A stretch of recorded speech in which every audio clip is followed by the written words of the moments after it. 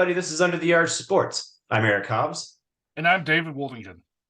And today we're going to talk about Mizzou basketball and just kind of really just summarize our thoughts and just kind of re-examine this team 11 games in. Before we get into that, make sure you subscribe to our YouTube channel and find us on Facebook, Instagram, and on Twitter. So, David, here we are. Missouri is 10-1, 11 games in, coming off a dramatic and just wild game against UCF. And 11 games in, what do you think of this team so far?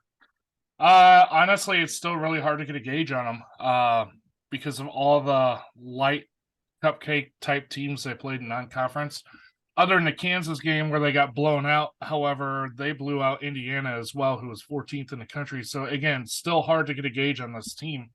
But the win today and the win against Wichita State shows me they're NIT for sure, maybe possibly a bubble team if they get a couple things that bounce their way. Yeah, I think for me the biggest takeaway is just aesthetically, it is a more pleasant team to watch play basketball. And it took about 10 minutes of the first game for us to recognize that. But yeah, this team, honestly, I don't think people were expecting this team to be able to win a game where the score didn't make it into the 80s. But we saw with the UCF game, 68-66 was the final.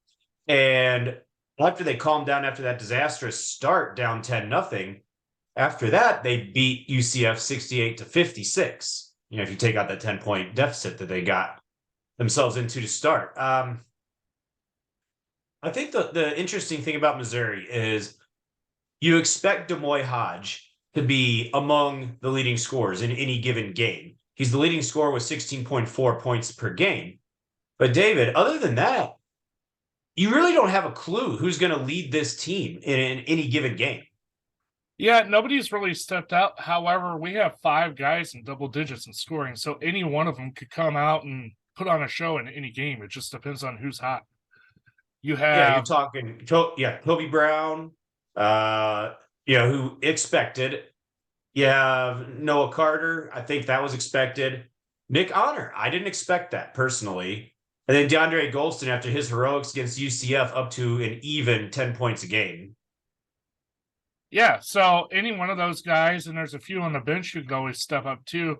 Don't forget when Isaiah Mosley finally gets into the mix and gets his game back, because let's face it, he played against UCF, but he hasn't been in a game in like a month. So he's still trying to get back into the flow of things. If he gets going, you're adding a 6th player into that mix. Any one of those guys could take over a game.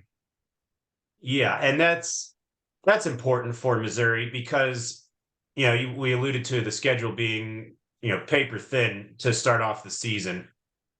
Missouri's 10-1 is still 58th in KenPom, and they're just getting crushed by the weak schedule. Honestly, the next 3 games, you can see their KenPom go up, or at least not fall much, even if they were to lose all 3, just because the strength of schedule numbers are going to get a serious boost. Speaking of those next 3 games, David, I think a win in any of those 3 changes a lot for this team in terms of outlook in the season and making the tournament. Yeah, we have bragging rights. Then we play Kentucky at home and go on the road against Arkansas. I'm thinking that Kansas game may have overwhelmed the team, but because of that, it might be a very good thing going into bragging rights, and I might be way better prepared for the atmosphere and the type of game they're going to be playing. So, again, rivalry game, you never know what's going to happen in that game. Something crazy always does. It'll be interesting to see. And I don't know what Mizzou's going to do in bragging rights without Javon Pickett going off for 18, 20 points for once. Yeah, it's going to be weird not having that. Yeah. Again, it's a good point with basically nobody going into a very unique situation. DeGray, Kobe Brown. I mean, Caleb Brown, yes, he was there last year, but I mean, you're not going to expect him to really see any action. They have to teach these guys, hey, this is a different thing. Every end of the floor, every play, half the court's, half the stadium's booing and all that. But yeah, any of these 3 wins, games coming up, a win is huge. All three ranked in the top 20 as of us filming this. All three top 20 in the Ken Palm as well. So opportunities for Missouri to really change the outlook for their season. As you said, this team looks like they are at least an NIT type of team. In the post-game press conference against Central Florida, Des Gates said that UCF was a tournament team. They might be. They're 56 in Ken Palm after the loss to Missouri. So we'll see what happens as that plays out. If it comes to that, that's a good win in terms of having a feather in their cap head to head. I personally think UCF is going to be a bubble team, just like Missouri could be. Well, and the win was on the road down in Florida near UCF. Granted, it's a neutral site. They played in front of like 10 fans, but it's still, because it's on the road in a neutral site, it's a feather in their cap that could push them over the edge when comparing, especially if they manage to pull off a win in one of these next 3 games, or even against Iowa State coming up. That's their last non-conference game outside of Illinois. If they could pull off and win in one of those, that could really help them out to make the bubble, if you will. Yeah, I think going forward, if Missouri is going to do anything in terms of making a run into the tournament, I think it's going to come down to just a couple of things, really. One, Missouri has to play ugly games. It's the same sentence, essentially, as what we heard with Conzo Martin. They need to muddy up the game, but totally different meaning, Dave. It's all about Missouri playing a game at a high pace where it's up and down, back and forth, bordering on out of control and being too fast. That's when Missouri is going to be at its best. Yeah. They've shown struggles in defense. The defense has been improving, but they're late on their switches still on the man defense. They get exploited at the 3. Every team they played has gone off with the 3 until they can find a way to fix some of that. They're going to have to outrun teams on the court. Kind of the old Mike Anderson style of play, just almost, running the team to death because there is no defense. If they get out of their pace of play, they need to continue to work on their half-court offense because it's a struggle at times. Even in the UCF game, it was a game of streaks. They opened up giving up 10 points in a row and then went on a 12-2 run. And after that, it was just kind of a game of streaks throughout. So it's whoever can last longer in their streak and keep the flow going. Yeah, I did like seeing that Gates in the UCF game and a little bit before, he's showing the flexibility and the adaptability to mix it up with some zone. And that's something where they're going to have to work on it, because how do you get a team to come out of a zone is while you shoot your way out of it, right?